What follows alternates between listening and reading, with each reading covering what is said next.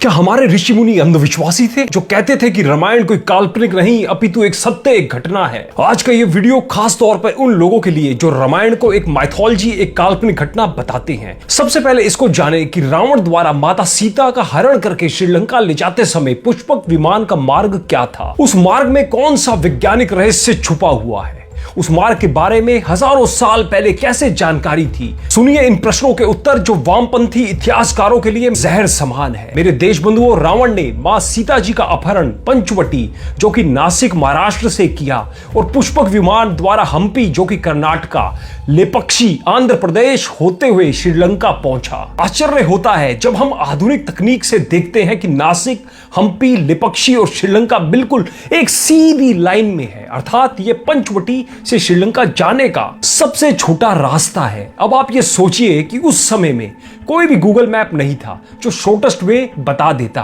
फिर कैसे उस समय यह पता किया गया कि सबसे छोटा और सीधा मार्ग कौन सा होगा? या अगर भारत विरोधियों के अहम संतुष्टि के लिए मान भी लें कि चलो रामायण केवल एक महाकाव्य है जो वाल्मीकि जी ने लिखा, तो फिर यह बताओ कि उस जमाने में भी गूगल मैप नहीं था तो रामायण लिखने वाले वाल्मीकि जी को कैसे पता लगा कि पंचवटी से श्रीलंका का सीधा छोटा रास्ता कौन सा है? अगर आपके पास इन प्रश्नों के उत्तर हो तो कमेंट में जरूर लिखिएगा। महाकाव्य में तो किन्हीं भी स्थानों का जिक्र घटनाओं को बताने के लिए आ जाता है, लेकिन क्यों वाल्मीकि जी ने सीता हरण के लिए केवल उन्हीं स्थानों का जिक्र किया जो पुष्पक विमान का सबसे छोटा और बिल्कुल सीधा रास्ता था? यह ठीक वैसे ही है आज से 500 साल पहले गोस्वामी तुलसीदास जी को कैसे पता कि पृथ्वी से सूर्य की दूरी क्या है, जुग सहस्त्र योजन पर भानु इक्वल टू 152 बिलियन किलोमीटर, जो कि हनुमान चालीसा का ये दोहा है। जबकि नासा ने हाल ही के कुछ वर्षों में इस दूरी का पता लगाया है। कमाल थे हमारे ऋषि मुनि।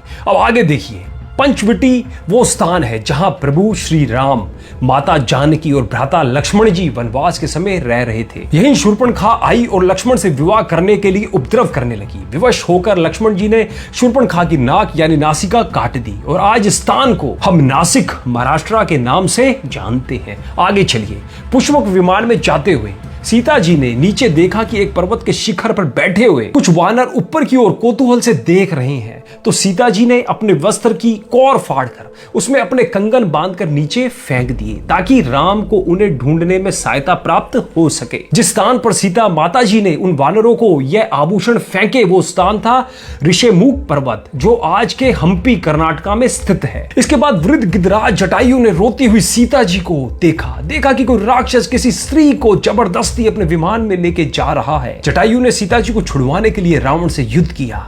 रावण की तलवार से जटायु के पंख कट गए। इसके बाद जब श्री राम और लक्ष्मण सीता जी को ढूंढते हुए पहुंचे तो उन्होंने दूर से ही जटायु को सबसे पहले संबोधन हे पक्षी कहते हुए किया और उस जगह का नाम दक्षिण भाषा में जानते हैं क्या पड़ा? लेपक्षी, आंध्र प्रदेश है। अब क्या समझ आया आपको? पंचवटी, हम्पी, लेपक्षी, श्रीलंका सीधा रास्ता, सबसे छोटा रास्ता हवाई रास्ता। यानी हमारे जमाने में ये 2022 में विमान होने के सबूत गूगल मैप का निकाला गया फोटो आप ये साइड में देख सकते हैं। अपने ज्ञान, विज्ञान, संस्कृति को भूल चुके भारत बंधुओं, रामायण कोई माइथोलॉजी नहीं है। यह महर्षि वाल्मीकि जी द्वारा लिखा गया सत्य इतिहास है जिसके समस्त वैज्ञानिक प्रमाण आज उपलब्ध है। इसलिए जब भी कोई वामपंथी, सनातन विरोधी हमारे इतिहास, संस्कृति, साहित्य को माइथोलॉजी कहकर लोगों को भ्रमित करने का या खुद को विद्वान दिखाने का प्रयास करे तो उसको पकड़कर बिठा लेना और ये जो चीजें मैंने बताई है उससे इन सवालों के जवाब पूछना। एक का भी जवाब नहीं दे पाएगा वो। बस अंत में इतना ही कहना चाहूंगा कि सनातन धर्म पर उंगली उठाने से पहले सनातन धर्म को जानो, फिर उस पर उंगली उठाओ। जब किसी विज्ञान का ABCD भी नहीं था तो हमारे सनातन धर्म को पता था कि किस बीमारी का इलाज क्या है, कौन सी चीज खाने लायक है, कौन सी चीज खाने लायक नहीं है। अतः ज्ञान का भंडार है हमारा सनातन धर्म और उनके नियम। विदेशी शिक्षा पद्धति में पढ़ के केवल अपने पूर्वजों, ऋषि मुनियों के नियम पर उंगली उठाने के बजाय उसकी गहराई को जानिए। इस वीडियो को ज्यादा से ज्यादा शेयर जरूर कीजिएगा जिससे लोगों को समझ में आ जाए और सनातन धर्म पर उंगली अगली बार से वो ना उठाए। जय श्री राम, ओम हनुमते नमः।